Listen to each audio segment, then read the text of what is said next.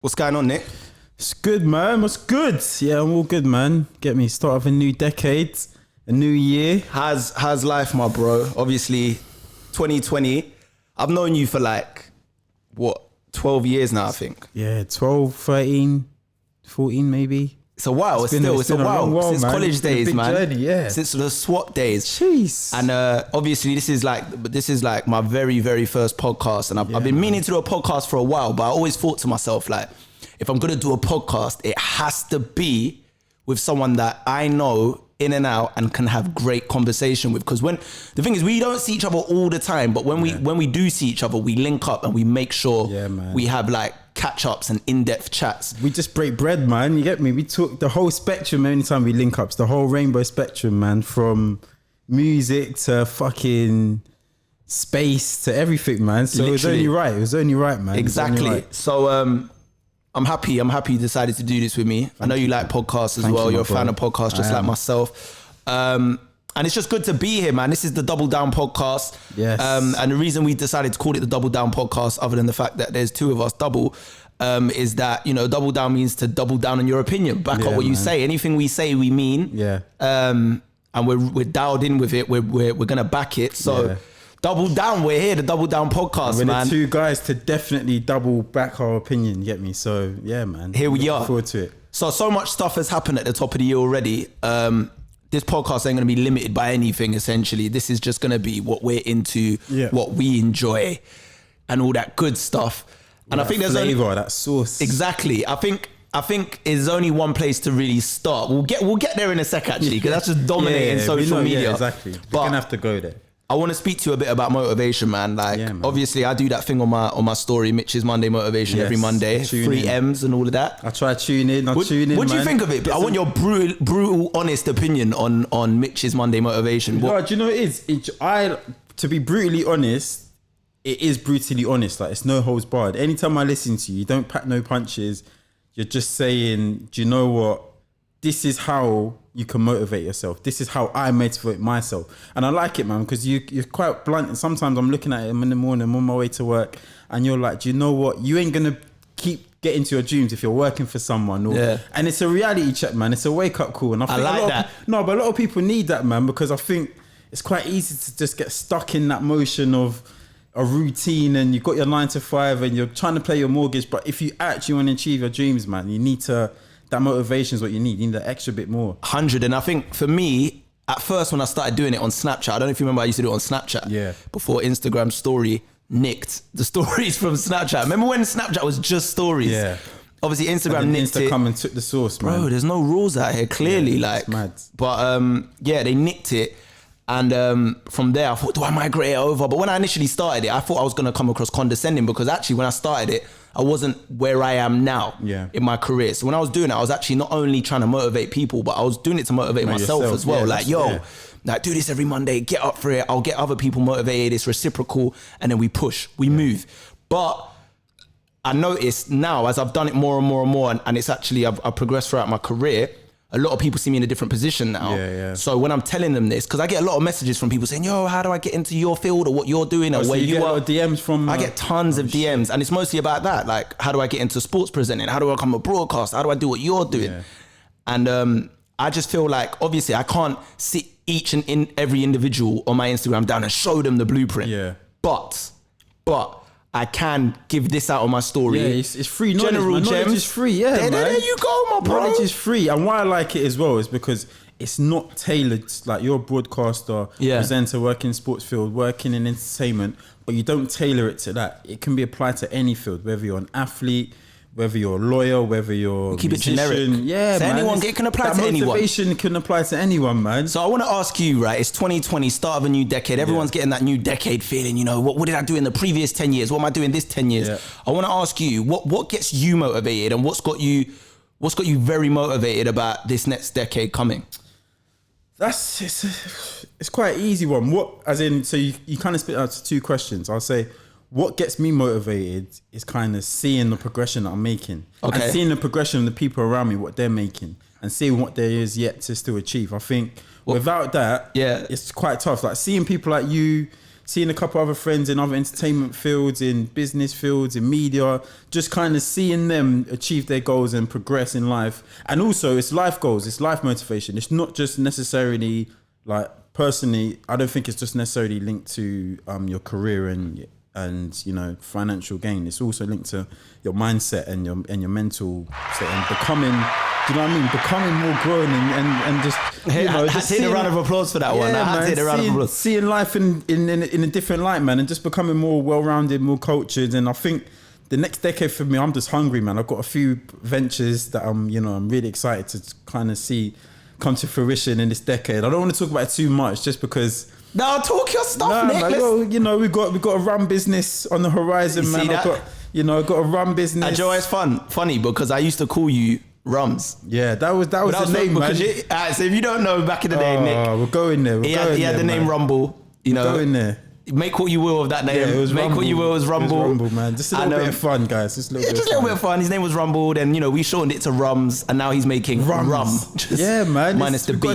We've got to take that one step further, man. So hopefully, God willing, hard work and motivation, we're gonna have some rum in Selfridges. I love that. Sainsbury's, business talk, Waitrose, mogul talk, Asda. Enough of the free promo for them supermarkets, man. Listen, we might start supermarkets soon. But yeah, man, just different ventures.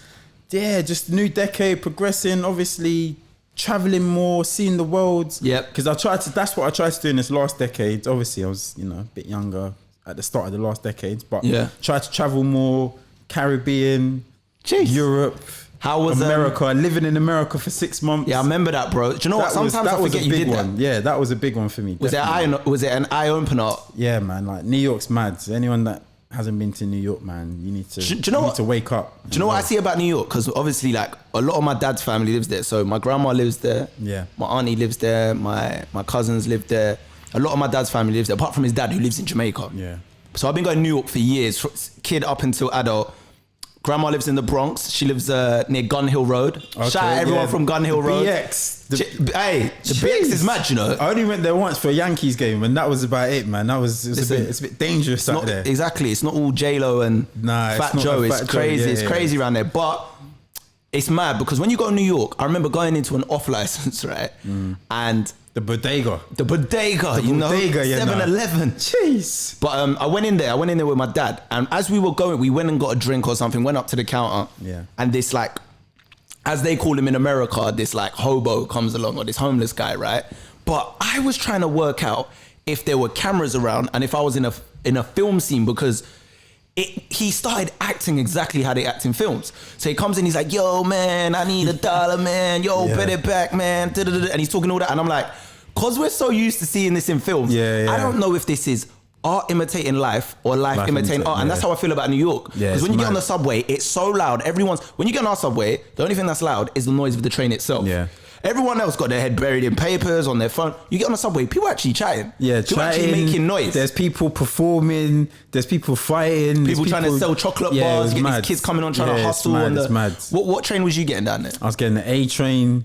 I've got a few trains: the A train, the C train, the B train, the F train. Oh yeah, all them. I didn't get like the 1 train and stuff because they run through Harlem and that. Yeah. I used to get the 6. So from Manhattan straight up to New York. So up to the Bronx, basically. Yeah, no, I wasn't getting no train. I was getting like the A and the C, and I had the mad dreads them times. So was you getting stopped by people? I was getting stopped by people all the time in the train, and at first it was like, oh, like this is mad, but after a while you're like, oh man. All right, so let me ask you this, right? Is it, because you lived in New York, you lived here, I've been in New York quite a bit, obviously I live here. Would you say it's easier to get motivated in New York than it is London? Because everyone compares London and New York a bit, and they say it's very similar, but there's this kind of thing in America about the American dream, and like you can really make it from rags to riches over there, and you can be unapologetic with it, you know, go and get that, get the dollar, grind, you can be something if you really put in work. Over here, people say that, but it's not.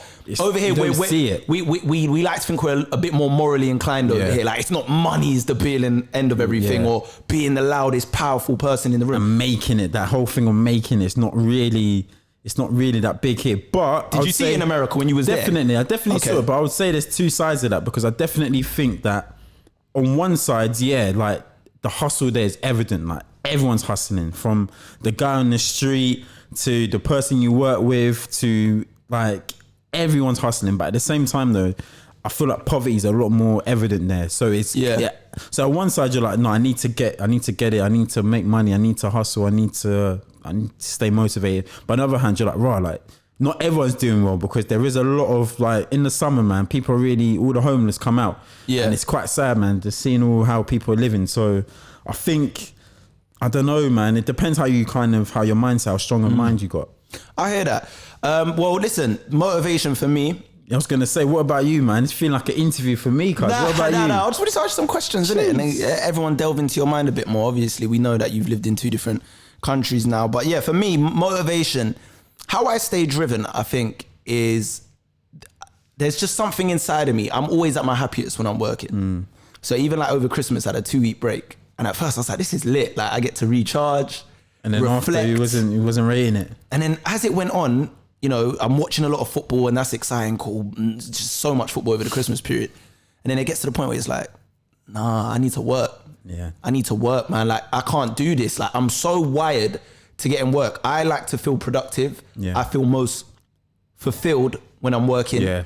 You know, the satisfaction I get out of making a piece of content or just working with individuals and bumping and getting ideas together, for me, is what satisfies me most, man. Like, and I feel like knowing you, from how long I have, that's something that has always been the case with you. I feel like even from college days, if anyone you remember Swag Splash days, you remember blogging hard, crazy, talking about the latest music. I remember, I'd never forget being in your car one night, and then you first played me So Far Gone. I just remember, like, you was always up to the latest music, always trying to see what's going on. Like, your mind was hungry. So I think it's no surprise to hear you say that. I think I rate that, bro. Thank you so much. I appreciate that. That's big love. Yeah, man. That's big love right there, man. That's big love. Too honest. Yeah, but listen, the motivation thing for me, it really stems from, like I said, just that drive to be productive. And I think for anyone, my piece of advice for anyone going into this decade, right, is just do it. It's a Nike vibe, or just Nike if you're from London. Just do it. It's just do it, bro. Like, we all have ideas, you know, like this is with the podcast thing. Like, we decided about a month ago we were going to do a podcast. We wanted to get the Christmas thing out the way, and now we're just doing it. And I think a lot of people have ideas, and they sit on those ideas, and sometimes they sit on the ideas purely because it's a lot of work to actually get certain things done. Like, even to put this together was work. It's investment. It's money. It's time. But also, people are afraid of things not being a success. Yeah. They're more afraid of failure than they are of actually, you know what? I could be something here. Like, why am I not? Do you know what I mean? Why am I not taking this seriously? Why am I sitting back on it? So I think don't be afraid of failure. I always say this, and it sounds cliche, but don't be afraid of it, because at the end of the day, all you're gonna get are lessons. Exactly. So you put something out, all right. It's not picking up traction. Why is it? All right, let me switch it. How can it get traction in this way? Nope, not doing it that way. Experiment. Yeah. Something's gonna click, and sometimes it takes time. Yeah. And you can talk your mind out. I think don't think about it too much. Yeah. To quote Sanford and Drake, but you can't, man. Because, jeez. Don't think about it. It's a bang. I ain't heard that. Because, it's true. I need to go listen to that. No, because you could talk yourself out anything. If you've got a business idea, creative idea, you can literally say, oh, you know, it's going to cost too much money, or will people like it? Will it work? Or will it do this? Or will it do that? Or I can't do this. Or like, if you overthink things, you can literally talk your mind out doing anything. Exactly. And I mean, anything. You're doing that with the brand, man. You're doing that with the rum. You know, you're really going into it. The podcast here. So yeah, motivation 2020, man. Just go out there, get it, be great. Don't let anything put you off. And just have that drive, man. Like, want to feel productive. Because I said it the other day on my story. Like, you can be busy. Anyone could be busy. If I'm at home playing PlayStation, I could be busy playing PlayStation. Yeah. Is it productive? Yeah, it's true. Like, anyone can be busy. When people go, I'm too busy to do that. No, you're not. It's about priorities. How are you going to prioritize things? But you can flip that and make it productive if you want to end up one of them mad PlayStation gamers. Yeah, exactly. So that's what I'm saying. You got to exactly. Sometimes you got to kind of think outside the box, and there's bread to be made in the esports thing. We need to get into that at some stage. Yeah. But speaking of sports, some people or many people regard hip hop as a sport. It is a sport, man. Many people survival of the fittest. Many people regard grime as a sport. It is a sport. Do you like that segue? Yeah, I like that, man. There you go. That's the radio. Like that's radio Mitch in the building, baby. So basically, in the grime scene, right? And it's very, very key that I say grime scene. there is a war kicking off. Now, the reason I say grime and I don't just say the urban scene or I don't just say the hip hop scene is because man are warring about grime.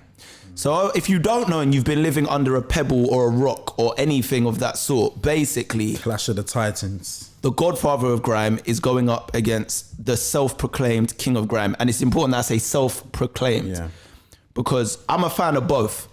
I think Stormzy's dope. He's got to where he's got to for a reason. No one can, that can't be overlooked. And Wiley is the godfather of grime. Everyone knows that. People call him that. He doesn't have to say it. People know that. He's bust so many careers. He's been there at the inceptions. You know, you watch him versus Kano. You go way back. He's Lord really of the mics. Foundations, deep, bro. Foundations. So what's happened now? We fast forward to 2019.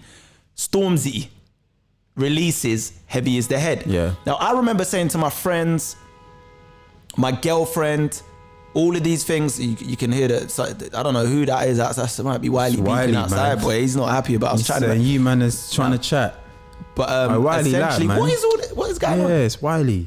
Anyway, so essentially, no, shout out to Wiley. So essentially what it is right, I said to my girlfriend and my boys a month ago, basically, the grime scene, the UK rap scene, the urban scene, drill, whatever you want to call it at this point in time, it's thriving, but it's to get along gang. Yeah.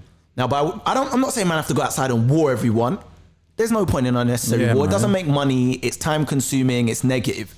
But there is a competitive aspect the whole of this sport. Genre started on clashing. In the streets. Where is that gone? Boogie Down Bronx. Let's go back to the PX. That's where hip hop started. That's where all of this started, right?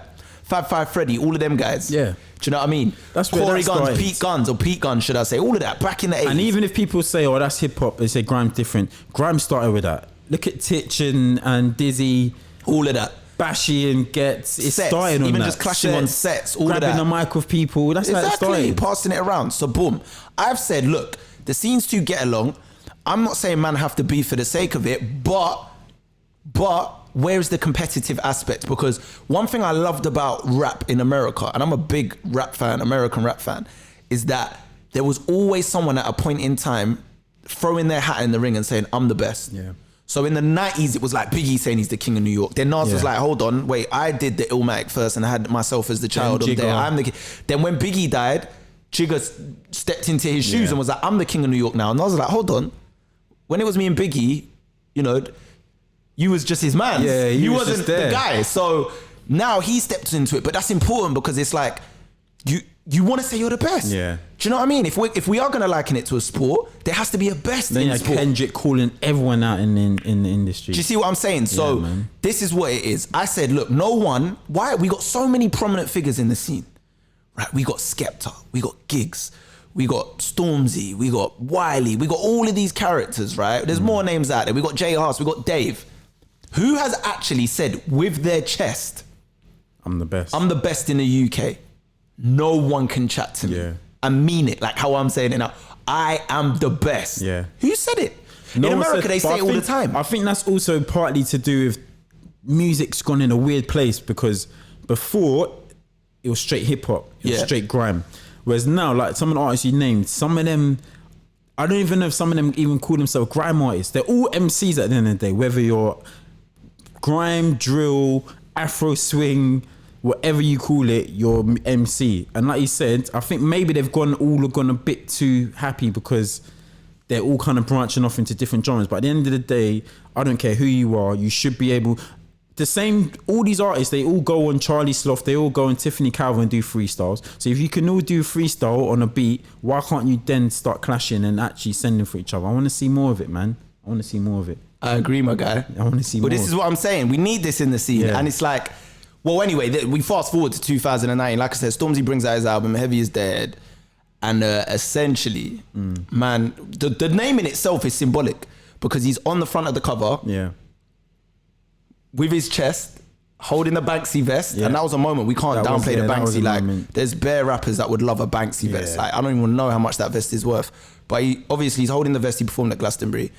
And he's got like a crown with the acronym for Heavy Is the Head. Yeah. So he's saying, he is saying, so first of all, when I saw that cover, I said, that's a statement. Yeah. He's saying, well, even when he released the song before, heavy is the head that wears the crown. when he released it, I said, is he saying he's the king? Is he saying he's the king? Yeah. Album comes out, he says he's the king of grime. Now, for me personally, if I'm speculating as a fan of music, which I am, and like I said, I'm a fan of all these top tier MCs in our scene. If I'm speculating, for me, that was not a send for Wiley. He was baiting out Skepta. I think if you look at our scene, the two people... Skepta. I think the two people they look and bring to the forefront in our scene is Stormzy and Skepta. They're doing the most numbers, I'd assume. Yeah. If we're talking about touring and things of that nature, Skepta's absolutely bodying it on an international scale. I mean, culturally, they're the biggest. Praise the Lord when platinum, multi-platinum in America, the video's on like 200 million views. So Skepta's killing it. And Stormzy's obviously killing it here, but on a more mainstream level here. You know, he's doing Graham Norton, you know, BBC Breakfast, and he's embracing it. He said it on the disc. Drama of ITV. There you go. So I feel like he was baiting at Skepta because Skepta was the other man that's really on this grime thing. Yeah. Hats on the hoods. You know what I mean? TNs out here in the street. That's not me. Shut down. Yeah. And what? And Night the thing is, shocks. and the reason I say this is because if you look at the timeline, he released Wiley Flow. So in his head, he's paying homage, right? I think he's trying to look, I could do the Wiley Flow. Now I know Wiley's come out and said that was a diss. I've seen through it. You dissed, man. Yeah. I'm not totally convinced. Only Stormzy will be able to tell us, and maybe people that have read into it a bit more than me can maybe tell me it was a diss. I didn't see it as a diss. When he initially released it, I saw it as him paying homage to the Godfather of grime. Yeah. Now we look at it and we go, all right, cool. He did the Wiley Flow. And then he releases this album and he says he's the king of grime. And he says, I'm wearing the crown. I have the crown. Yeah. For me, that looked like a Skepta thing because those are the two people you're putting together. And there's a song called Bronze on the album where I don't want to misquote the lyrics and I can't be bothered to look them up on my phone. But he kind of panders towards that, right? To the Skepta thing. Yeah. Now, Wiley, he's king of grime, and he goes, hold on, Big Mike. I'm the Godfather of grime. And in his mind, he's saying, yo, you ain't even been making grime like that. Yeah, but Wiley. What's your thoughts on this? Let me know your thoughts. Tell me what's going on. Where do you see this, right? Stormzy, for me, has got every right to say... Has he got a right to say he's the king of grime in your opinion? King of grime. Let me know why. Why has he got a right to say he's the king of grime? Brought it back to the fruition, because let's be real, grime was washed. I know Jammer and all these people are saying, oh yeah, grime is still... No, grime was washed. When was it washed though? Ever since Gigs made Talking the Hardest, RIP grime for me. It went... But it came back. No, I'm saying it came back, but I'm saying it was like RIP grime at that stage. No one was checking for grime. No. Everyone was checking. Let's be real. Everyone was checking for the Blades, the Mash Towns, the Gigs, SM1s. Like grime. Grime was still. Don't get me wrong. People were still doing solid numbers and making solid tracks. Yeah. But everyone kind of fell off. And then I heard a lot of people say, and it's arguably true, grime then became a place for man to rebuild their careers because it was a place where they could kind of just make music again, and it wasn't. Do you know what I mean? It was like I hear you, but you got to remember, grime is not just a music genre. Grime is a culture. Yeah. So the other effects of grime never left. So I'm talking about the way man dress, the way they talk. That's all grime. That's all culture.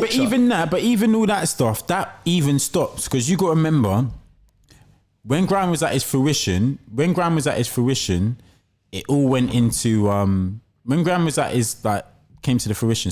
When grime came to the fruition, and it was at the top of the top, it was all about night trackies, A-Rex, etc., etc. You got to remember there was a period. I can't remember when it was, like mid 2012. I don't know the years when everyone started wearing Gucci. Like everyone started dripping, and it was no longer about being in the estate with just night trackies. Everyone wanted to floss. That wasn't about grime. Wasn't about that. Grime was literally grime. So everyone went away from that. Obviously, it's come back. That's what I said. Skepta started bringing the wave back, but Stormzy, for me... But wasn't it Meridian Dan that brought grime back with German Whip? Yeah, but that's not even a proper grime track in my mind. How can you say that's not a grime track when it's got JME on it? But it's got Meridian Dan on it, and it was a 140 BPM grime tempo. Like that was grime. But it wasn't grimy. It was just like... It wasn't grimy, but grime hasn't always been grimy because while people like JME have proved, even Jammer when he did like Merkel Man, that wasn't grimy. For me, there was two tracks. It has a lighthearted element as well. We shouldn't box it in by what the actual term grime means in a dictionary because it has connotations. Yeah, I hear that. But for me, there was 2 tracks that brought grime back. That was Shut Up, Havana, Rough Squad. So you don't think... And Shut Down. So you don't think... Because German Whip came out before those tracks. So you don't think German Whip, after charting with Jamie on it, Meridian Dan, all these people, ignited and maybe said... And maybe showed Skepta, yo, this is the way again. This is the wave. Like, maybe that's a good point. Maybe his brother was on it. Maybe it showed the artist, look, we can actually make money again and be successful making grime. But in terms of the genre as a music and as the kind of levels, I don't think, like, I'll be real, German Whip, I don't even think it'll get played as a classic anymore. Yeah. If there was a grime compilation, I don't think it didn't age well. Like it was at the time. It's not legendary. At the time, it was. Do you know what it was? It was almost like the early inception of like viral music songs online. Yeah, it was one of those ones like it just kind of took off. Man's got German from Whip. Essex and that just singing it along. Because they were the ones that had the German whips a lot. It wasn't actually like you wouldn't see people in a rave skanking out, pushing each other to German Whip. No, not now. You did then. Bro, it charted. When things chart, that means they can survive in the club more time, unless it's a ballad. Like Shut Down for me was like that can get played now and still ring off. Of course. Like Skepta really, really ignited it with Shut Down. That's Not Me. Yeah, I think That's Not Me came out before Shut Down, bro. That's Not Me. Act Like Always, man. That's not me. Yeah, actually, that did. Yeah, that did. But I used to wear Gucci. I put it all in the bin because that's not me. Yeah, and then lying. Gucci came back again after that. That was wild. Yeah, I don't think I saw him wear that though. But he started wearing Louis. But that's he started wearing Louis. But for me, the reason why I say Stormzy though is because Stormzy was actually a new artist that got big off grime. Because you got to remember, it's all good and well the Skeptas, all these people talking about grime and this and that. But big man, let's not forget you went and did some whole heap of pop shit. And then came back. Stormzy actually was a new artist that came and made grime and then got big off it. So in my mind, he's someone that actually brought grime back as a new artist. Because you got to remember, as a kid, to then still be making grime and wanting to make grime and become big off it, no one was really doing that. Young kids were aspiring to do rap. Aye. So for Stormzy to get big off that, for me, I'm like, I salute you, man. And then not only that, to then get big off how big he's done, to headline Glastonbury, to do all these things, to work with international artists, to have Jay-Z in the studio and reject him. I'm saying, no, you're the king. Right now, you are the king of this. And it's only, and if you don't think you're the king of it, you're not good enough to then be in the genre. So you think he is the king of grime? Right now, I do, yeah. Right now, who do you think is the king of grime? I think a lot of people in the grime scene would disagree with that, bro. I think a lot of people in the grime scene would disagree with that because they're really on sets. They're really peddling grime. They're really pushing it to one extra. They're really in it. Like they're not in it for when it's a trend or when it's hot. Not to say that Stormzy is, but we have to be real, bro. Like when you cross over to mainstream, and this is someone that's crossed over to the mainstream in my field now, there's a compromise. There is a compromise. Yeah, 100%. Now, when you're a rapper, there's less of a compromise because you can still... Stormzy in that diss, in the Wiley diss, Disappointed, is still smoking a spliff, doing whatever he's doing, but he can be on BBC Breakfast and do all of these things. So there's less of a compromise for a rapper because you're a rapper, you're a rock star. You can say whatever you want. You can say, I'll slap your brother and your dad. All of that. And no one goes, he's an unruly human being, blah, blah, blah. They'll still support him. It's music and he's a musician. However, right, it gets to the point where you look at it and you go, look, Stormzy, you want money. We all want money, but you're going for the different level of money. Glastonbury, you're on Graham Norton, these type of shows, you know. Big checks. So there is some sort of compromise there, and to appeal to that audience, you could never do Glastonbury. I'm never going to say never, but it's very difficult to do Glastonbury. With just a grime set. Yeah. I don't even think they'd allow it. Yeah. I do not think that the majority of people in this country, British citizens, would be happy if the headliner of Glastonbury was just making grime. Yeah. And that's it. Like they'll be like, what's this? The headline Glastonbury with just grime. Do you think that's gonna happen? Like, and that's the thing. So are we saying then Stormzy as a musician, as a grime artist, you should just make grime and be on sets? All right, so Wiley, like I said, I don't want to hear him talk about war. I want man to go in.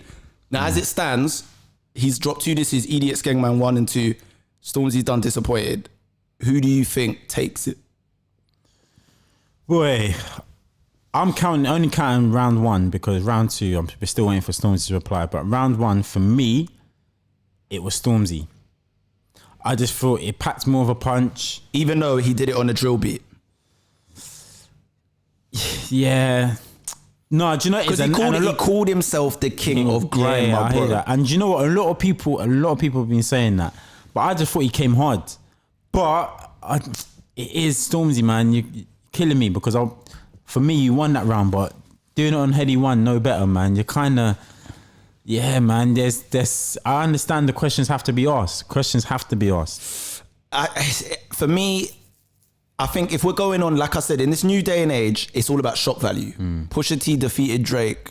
It was great rapping, but it was more the information he was giving across. You know, he told us he has a son and no one knew about it. And he went deep. He went all of these different things. He created a story and a narrative. Talking about, Stormzy has done, out of the two of them, Stormzy said the most hard-hitting thing for me so far, which is about his brother and his dad. Slapped your dad. Slapped your brother in front of your dad. Sorry, yeah, slapped and your he brother just stood there and looked there sad. Should have known better. That's rude. And now, the first bar, that was the first bar. No, it was rude. He started strong. Turning it off then. I was done. Did he play his strongest hand too early in the beef? I don't think it is, because I definitely think it's unwritten rule of disses and rap. You don't play your strongest hand in the first round. You don't do it.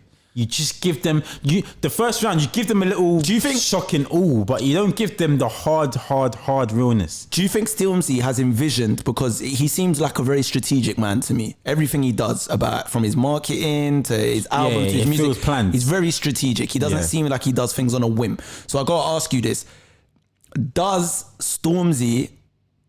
Do you think he envisioned this going beyond like 3 rounds? I don't think Stormzy. I think Stormzy engaged in this, one, because he said he's the king of grime. So if someone like Wiley calls you out, you can't say you're the king of the grime and not respond. Yeah. So I think he had to respond. His hands were forced at that. Does he want to go 4, 5, 7, 10, 20 he rounds doesn't, with Wiley? But Stormzy's playing a dangerous game by getting involved, because this isn't like two normal MCs clashing where it's just going to be on Grime Daily, GRM or Link Up and just on Twitter. Stormzy is like one of the biggest artists in the UK.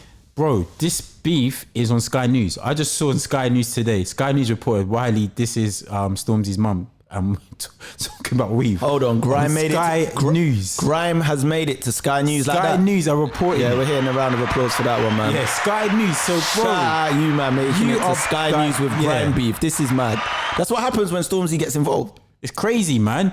It's going like, it goes from wildfires in Australia to Trump, Iran, to Stormzy Wiley. This is what we're talking. Trending topics. This is trending topics now. These are the trending topics in 2020. We're talking about real life crisis, and then you got Stormzy and Wiley, weaves in that. It's mad. Stormzy. But remember, this is only on social media. In the real world, those things aren't even next to each other. But I'm saying, like you said, how long can you keep engaging? Is that the dangerous game? The dangerous game is that you can't keep this going, because Wiley will just keep this going for days and days and weeks. It gets to the point then, like, all right, let's say Stormzy does. Let's say it gets to 3 rounds and Stormzy does 3 and Wiley puts out a 4th. Does Wiley win by default because he's done more, or do we look at the quality over quantity throughout the beef? Unless the thing how do you judge these things? Unless just how you judge it. Unless the last diss Stormzy makes is a jaw-dropping time bomb. What other information can he give us about Wiley that we don't already know? There must be something. He's made the crackhead jokes. Okay, people have been trying to say that for time. He's brought us the information about his brother and his dad. I feel like when you're that big and that successful, you can find out things. Look at Drake. Drake said he had the time bomb for Pusha. He said he couldn't bring it out because it was too much. I feel like Stormzy can get the information. He didn't even say that. Jay Prince said that, but I get you. No, but the Drake's Rap Radar interview, he came out and said, he's like, listen, I felt bad saying those things. All I heard from him was that, if it's not beef, it's beef now. He's basically saying it's gone beyond music. Like what Pusha T said, it's beyond music now. I don't even want to rap no more. I just wanted to turn the mic off. It's clearly, if them man see each other, it's on, you reckon? That's where it is. He talks about his friend, his mum and dad in the song, his child. That's beyond music now. That situation is past music. But we don't want this. We don't want this to get past music. We don't want it to do that. But when you're talking about mums and dads, which is why we probably don't want Stormzy or any of them to say anything more, because, like you said, there becomes a point where you're saying so much reckless stuff. Someone's going to get slapped at Glastonbury, and we don't want that. Like we just wanted to stay music. Please, guys, please stay music. But then the thing is, if you put in a song, getting slapped. If you put in a song, is it in jest, or do you have to follow it up if you say it in a song to people start pulling your card? Because it depends on the kind of music you make. Stormzy has two sides to him, and he said it himself: gang signs and prayer. He wants to, be a better person, be enlightened, but then obviously he's got his street ties and where he's come from. If you talk about mashes, if you talk about street life, and you do certain things, people will pull your card on it eventually. But Wiley's not even doing that. That's what I'm just saying. I don't think he'll go there because Wiley, I know he's been saying some things, but it's all quite comical. He's keeping it music, keeping it flows, keeping it bars.